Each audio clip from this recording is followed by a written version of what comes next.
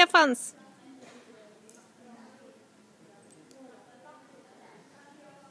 Redan där luktar det gott.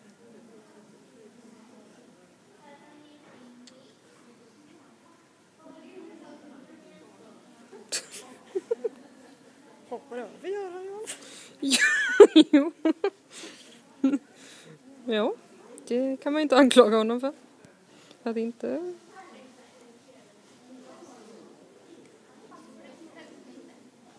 Hur gör man då?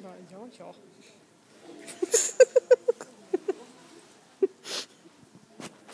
Vi skrattar inte åt honom, nej.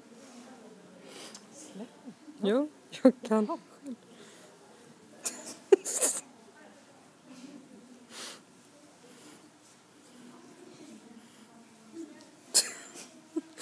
Gud vad drygt att hålla på så bra. Ja. Och så hoppar han jättestort över när de väl är liksom... Jo!